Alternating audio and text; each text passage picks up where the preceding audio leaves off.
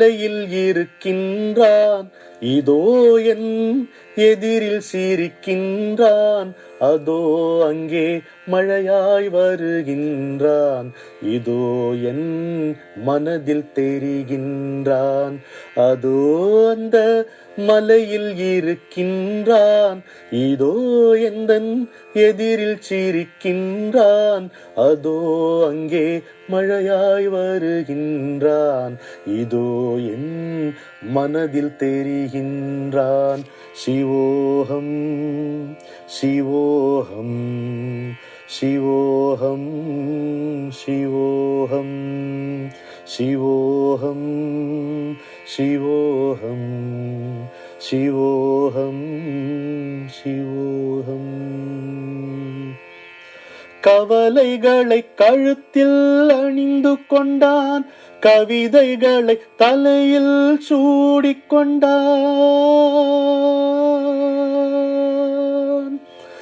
திவலைகளை தீபம் ஆக்கிக் கொண்டான், திசையெங்கும் அவனே விரிந்து கொண்டான், தேடும் போதெங்கோ ஒளிந்து கொண்டான், வாடும் போதெங்கும் அவனானான், நடக்கையில் தொடரும் நிழலானான், நின்ற போதவனே நானானான். சிவோகம் சிவோகம் சிவோகம் சிவோகம் சிவோகம் சிவோகம் சிவோகம் சிவோகம். வணக்கம். கடவுளிடமும் குருவிடமும் நமக்கு இருக்கின்ற மிகப்பெரிய வசதி என்னவென்று கேட்டால், நாம் எங்கே இருக்கிறோமோ அவர்கள் அங்கே இருக்கிறார்கள். The advantage we have with a guru or God is this: wherever we are, they are. God is present wherever we are. Guru is very much present wherever we are. We don't have to go in search of God or Guru. அவர்கள் அங்கே இருக்கிறார். நாம் எங்கிருந்தாலும் அவர்கள் அங்கே இருக்கிறார்கள், நம்மோடு இருக்கிறார்கள், நம் உள்ளும் இருக்கிறார்கள், நம்மை சுற்றியும் இருக்கிறார்கள் என்பதை நாம் புரிந்து கொள்ள வேண்டும். திரு சிவசுப்பிரமணிய சாஸ்திரிகள் அவர்களுடைய மகளான மைத்திலி அவர்கள் குறிப்பிடுகிறார், சுவாமியுடைய சந்திரமௌலீஸ்வர பூஜைக்கு மிக மிகவும் முக்கியமானது வில்வம். அந்த வில்வதளம் எடுப்பதே மிக எச்சரிக்கையோடு எடுக்க வேண்டும். ஒன்று, அதுல பொத்தல் இருக்கக்கூடாது, துளைகள் இருக்கக்கூடாது. இன்னொன்று, அது உடைந்து இருக்கக்கூடாது. மூன்றாவது, அந்த 3 முருகனம் இல்லையா, ஏக்க வில்வம் சிவார்ப்பணம் என்னும் பொழுது அந்த ஏக்க வில்வத்தில் 3 தளங்கள் இருக்கும். அந்த 3 தளங்கள் குறையாமலும் பார்த்து கொள்ள வேண்டும். பொத்தல் இருக்கக்கூடாது, உடைந்திருக்கக்கூடாது, 3 தளங்கள் குறைவுபட்டு இருக்கக்கூடாது. இப்படித்தான் அந்த வில்வங்களை அவர்கள் ரொம்ப பொறுமையாக சேகரித்து கொண்டு வருவார்கள் பூஜைக்கு. ஒரு முறை அவர் இருக்கக்கூடிய இடத்துல வில்வமே கிடைக்கல, தீர்ந்து போச்சு. கோயில் இருக்கலாம், கோயிலிருந்து அதை எடுத்து கொண்டு வருவது அங்க மரபில்லை, சிவன் சொத்து குலநாசம் என்பார்கள், அதனால எடுத்து கொண்டு வருவதில்லை. இப்ப என்ன செய்ய அப்படின்னு இருக்கும் பொழுது அதை அவர்கிட்ட சொல்றார், மகாசுவாமிகள்கிட்ட சொல்றார், இந்த மாதிரி என்ன பண்றதுன்னு தெரியல, வில்வமே கிடைக்கல. அப்படியா, அந்த ஹிந்தி பண்டிட்ட கேள அப்படின்ட்டு போயிடுறாரு. ஹிந்தி பண்டிட்டுக்கும் வில்வத்துக்கும் என்ன சம்பந்தம்? மைத்திலியுடைய அப்பா ஹிந்தி பண்டிட், பேர் அவருக்கு ஹிந்தி நிறைய சொல்லி கொடுத்தார். அவருக்கு ஹிந்தி வில்வத்துக்கு என்ன சம்பந்தம்? சரி, இன்னும் சுவாமிகள் சொல்லிட்டார், ஆனால் நம்ம கேட்டுதான் ஆகணும் அப்படின்னு சொல்லி போய் ஹிந்தி பண்டிட்ட கேட்குறாங்க. இது மாதிரி வில்வம் இல்லைன்னு அஸ்வாரஸ்யமாக சொல்கிறாங்க வச்சுக்கங்களேன். வில்வம் இல்லைன்னு சொன்னோம், பெரியவா ஹிந்தி பண்டிட்ட கேளுன்னாரு. அதனால தான், ஓ அப்படியா, நான் காட்டுறேன் வாங்கன்னு கூட்டிட்டு போகிறாரு. என்னென்னா, ஒரு பப்ளிக் பார்க் இருக்குது, ஒரு நகரத்தில் ஒரு பூங்கா இருக்குது அந்த ஊரில். அங்கே பார்த்தா ஒரு பெரிய வில்வ மரம் இருக்குது. யார் கண்ணிலையும் இது வரைக்கும் உங்களுக்கு படலை. இவர் அங்கே போய் ஏதோ எழுத போயிருக்கிறாரோ படிக்க போயிருக்கிறாரோ, அது கவனிச்சிருக்காரு அவர். அதுக்கப்புறம் அந்த பூஜைக்கு வில்வம் சேர்ந்தது. இப்படி ஒரு பூங்கா இருக்கிறது, அங்கே வில்வ மரம் இருக்கிறது, அது இந்த ஊர்க்காரர்களுக்கு தெரியாது, நம்முடைய மடத்து அணுக்க தொண்டர்களுக்கும் தெரியாது. ஆனால் நம்முடைய அடியாரான ஹிந்தி பண்டிட்டுக்கு தெரியும் என்று யார் போய் சொன்னார்கள் பெரியவார்கிட்ட? யாரும் சொல்லல. விஸ்வ வியாபி he remains far beyond his senses. அதுதான் மகானுடைய தன்மை. அதனால விஸ்வவ்யாப் தெரிஞ்சிருக்கிறது சொல்லி இருக்கிறார். அதே மாதிரி அவருக்கு காய்ச்சல், சிவசுப்பிரமணிய சாஸ்திரிகளுக்கு விபரீதமான காய்ச்சல். அதனால அவர் வீட்டுக்கு போய் ஓய்வெடுக்க போறார். ஓய்வெடுக்க போய் அங்க இருந்தானா அனத்தரா இருப்பான் ஜுரத்துல.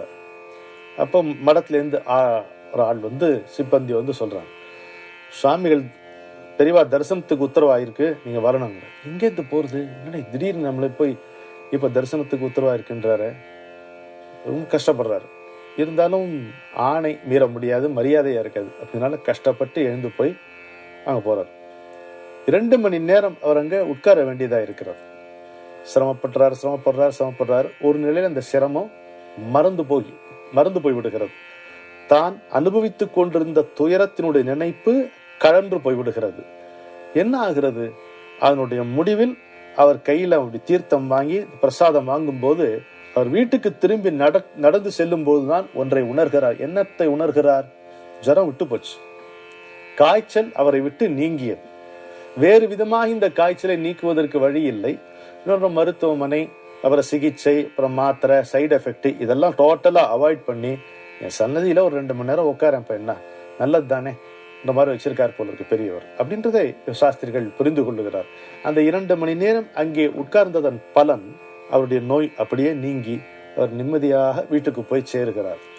முடியவில்லை என்று வீட்டுக்கு சென்று படுத்து கொண்டிருந்தவரை ஒரு வார்த்தை, ஒரு ஆள் மூலம் ஒரு வார்த்தை சொல்லி அங்கே இழுக்கிறார்.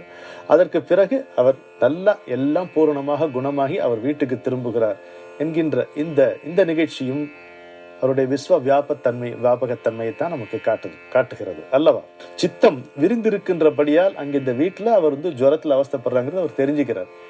உடனே அதுக்கு நிவாரணமும் அவர் கொடுத்து அருளி இருக்கிறார் என்பதை நம்ம இந்த நிகழ்ச்சியிலிருந்து புரிந்து கொள்ளுகிறோம்.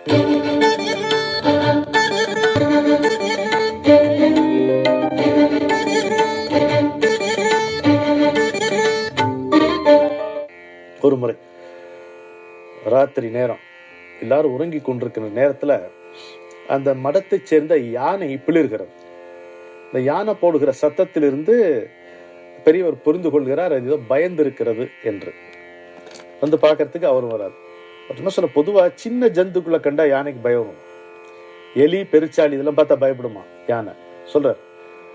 ஆனா இது அந்த மாதிரி சத்தமா தெரியல அப்படின்னு வந்து அங்க பாக்குறாரு. அங்க பார்த்தா ஒரு நல்ல பாம்பு படம் விரித்து கொண்டு ஆடிட்டு இருக்கான். அப்படி அதை பார்த்து யானை பயந்து சத்தம் போட்டுருக்கு. ஓ, தடி எடுத்து அடிக்க போனாங்களாம், அடிக்காதன்றாரா. நல்லெண்ணெய் விட்டு விளக்கை ஏற்றி வைங்க, அது போயிடுங்கிறான். நல்லெண்ணெய் விட்டு ஒரு விளக்கை ஏற்றி வைக்கவும் அது அந்த பாம்பே ஊர்ந்து வெளில போச்சு. சரி, இந்த யானையை வந்து இந்த இடத்த விட்டு மாத்தி கட்டு அப்படிங்கிறாராம். மாத்தி கட்டுனும் போது அங்க ஒருத்தர் கேட்கிறாரு. இந்த கேள்வியும் பதிலும் ரொம்ப சுவாரஸ்யம். கேட்கிறாரு, பாம்பு தான் போயிடுத்து, அப்புறம் எதுக்கு இந்த யானையை இடத்த மாத்தணும்? டேய், பாம்பு போயிடுத்துடா, யானைக்கு பயம் போச்சோ அப்படின்னு கேட்கிறாங்க. பாம்பு என்னமோ இடத்த விட்டு போச்சு, ஆனா பயம் அந்த யானையோட மனசை விட்டு போயிருக்காதுல்ல. இடத்த மாத்தி கட்டினா அது ஒரு சேஃப் பிளேஸ்ல இருக்குன்னு ஒரு it will feel very secure and comfortable and safe. அதுக்காக அந்த இடத்தை மாற்றி கட்ட சொன்னாராம். எப்படி பாருங்க, உயிர்கள் எங்கிருந்தாலும் எந்த வேதனைப்பட்டாலும் அவருடைய அந்த உணர்வு அலைகள் அவருடைய சித்தத்தை தாக்குகின்றன. அது நம்ம இந்த நிகழ்ச்சியிலிருந்து புரிந்து கொள்கிறோம். அதே போல் யானை சம்பந்தமான இன்னொரு நிகழ்ச்சி. யானையை பார்க்க போறாரு. அங்க வந்து அந்த உண்டை கட்டி இருக்கும் இல்லையா, யானைக்கு கொடுக்கக்கூடிய அந்த சோறு கவலம், பெரிய பெரிய கவலமா இருக்கும். அது பாக்குறாரு. பார்த்துட்டு பாகன்ட்டு, இதை கொடுக்காத அப்படிங்கிறாராம். இது அந்த யானைக்கு கொடுக்காத அப்படின்ட்டு உள்ள போயிடுறாராம். என்ன இது ஏன் கொடுக்க கூடாதுன்னு சொல்றாரு அப்படின்னு. அப்புறம் அணுக்க தொண்டர்கள், என்ன பெரியவா இது மாதிரி சொன்னலாமே, யானைக்கு அதை பாருடாது, பாதி வெந்தும் வேகாம இருக்கு அந்த சாதம், அதை போய் கொடுக்கலாமாடா அந்த ஜீவனுக்கு. அவனுக்கு பாகனை கூப்பிட்டு சொல்றாரு, உன்னுடைய குழந்தைக்கு ஊட்டும் போது நீ எவ்வளவு கவனம், எவ்வளவு அன்பு, எவ்வளவு சிரத்த காட்டுவியோ அது மாதிரி காட்ட வேண்டாம். யானைக்கு ஊட்டும் பொழுது வெந்து வேகாத சோறு, அந்த அரிசியும் இதுவும் சோறுமா கலந்து இருக்கிறத அதையாட யானைக்கு ஊட்டுவான். அதை மொத்தமா அப்புறப்படுத்தி புதுசா சாதம் வடிச்சு, நல்ல வெந்த சாதமா வடிச்சு, நல்ல வெள்ளங்கள் எல்லாம் கலந்து அப்புறம் அதுக்கு ஊட்டுகிறார்கள். இது ஒரு பார்வையில அவருக்கு தெரியுதே. நமக்கு ஒரு பானை சோத்துக்கு ஒரு சோறு பதம் அப்படிலாம் சொல்றோமே, அதை நசுக்கி பார்த்தா தான் நமக்கு தெரியுது. அப்படி போற போக்கில் அப்படி பார்க்குறாரு, தெரியுது. இது வந்து வியாபகத்தன்மை இருந்தால், it's not a yogic trick, it is the expansion of his consciousness. அவருடைய கான்சியஸ்னஸ்ல என்ன இருக்கும் கொஞ்சம் யோசிச்சு பாருங்க. What will be the content of Mahaswamigal's consciousness? மற்றவர்களுடைய க்ஷேமத்தை கோருவது மட்டும்தான் அதுல இருக்கும். பிறர் நலம் விளைகின்ற ஒரு தன்மை தான், ஒரு குணம்தான் அந்த சித்தம் முழுதும் வியாபித்திருக்கும். அப்படி பிறர் நலம் விளை ஒரு மனிதனுடைய சித்தம் வியாபகப்படுவதே, விஸ்தீரணப்படுவதற்கு காரணமே பிறர் நலத்தை விளையும் போதுதான் அது நடக்கிறது. பிறர் நலம் விளைந்து அதன் மூலம் வியாபகம் ஆகின்ற சித்தத்தில் யாருக்கு எங்கே எந்த விதமான துயரம் நேர்ந்தாலும் அது வந்து ரெக்கார்ட் ஆகிறது, பதிவாகிறது. அந்த சித்தத்தினுடைய வியாபகத்தன்மை மிக பிரம்மாண்டமாக இருப்பதனால் அதிலே தன்னலம் துளியும் இல்லாத காரணத்தால் அப்படி துயரத்தில் இருப்பவர்களுக்கு ஆறுதல் சொல்லும் விதமாகவும் நிவாரணம் அளிக்கும் விதமாகவும் அந்த சித்தத்திலிருந்தே சக்தி புறப்பட்டு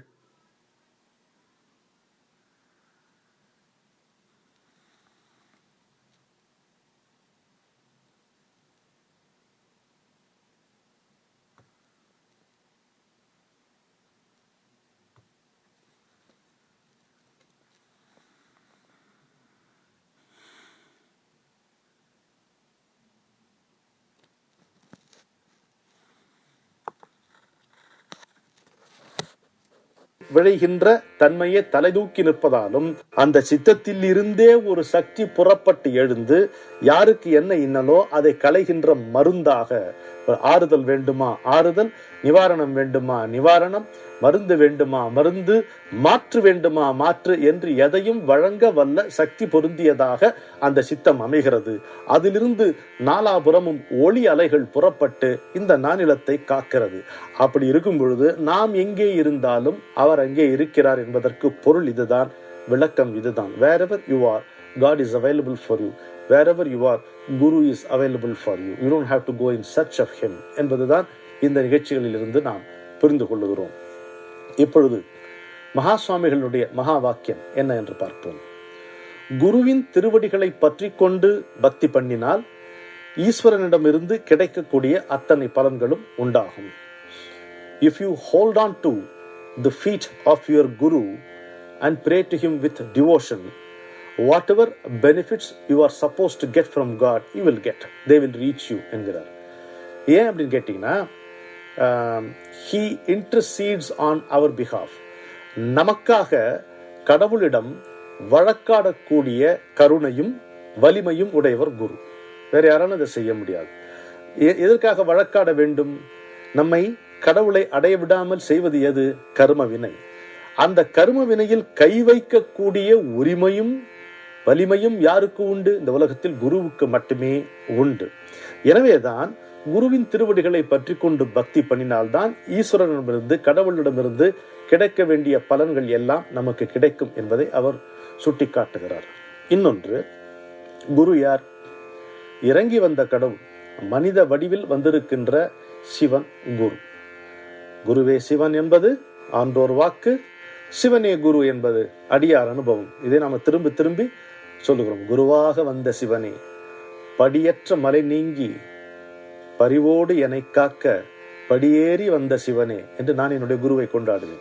படியற்ற மலை நீங்கி பரிவோடு என்னை காக்க படியேறி வந்த சிவனே என்று நான் குருவை கொண்டாடுவேன். எனவே இறைவனே இறங்கி மனித வடிவில் இறங்கி வந்திருப்பவன் தான் குரு.